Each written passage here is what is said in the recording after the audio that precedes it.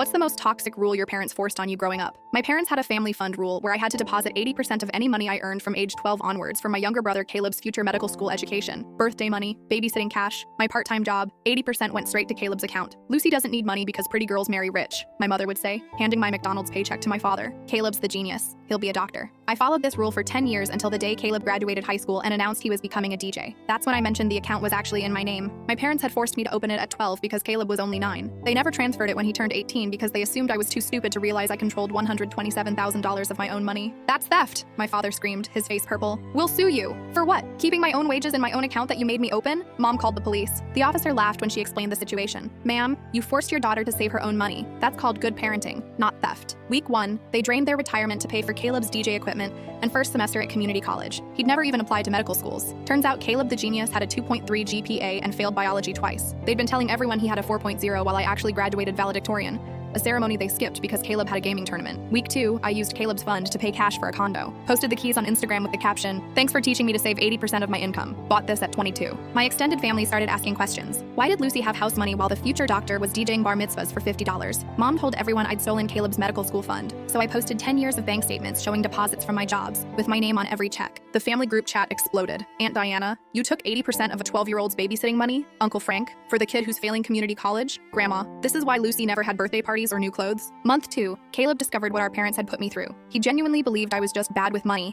and had voluntarily given him everything. When he saw the receipts, literally thousands of them, he threw up. You told me Lucy was selfish, that she didn't contribute to the family. He'd been poisoning me for a decade while spending my money. The plot twist came when Caleb checked his college fund, the one our parents had been managing with my deposits. It should have had $127,000. It had $3,000. Our parents had spent it. Cruises, kitchen renovations, mom's failed MLM schemes, dad's golf membership. They'd stolen from both of us but convinced us to blame each other. Caleb went nuclear, posted everything on TikTok. The videos went viral. My parents stole my sister's childhood for my fake medical school fund, then spent it on a boat. 4 million views. Month 3, the IRS called. Our parents had never reported the money as income or gifts. They'd been structuring deposits to avoid detection. That's federal structuring charges plus tax evasion. Dad's employer saw the viral videos. Hard to keep your job as a financial advisor when the internet knows you financially abused your children. Mom's daycare parents pulled their kids when they learned she'd stolen from a 12-year-old for a decade. The beautiful karma. I'd been keeping impeccable records since age 12, thinking I was just organizationally weird. Turned out I was building a paper trail that would destroy them. Caleb and I reconciled. He publicly apologized for believing their lies. We split the condo as roommates.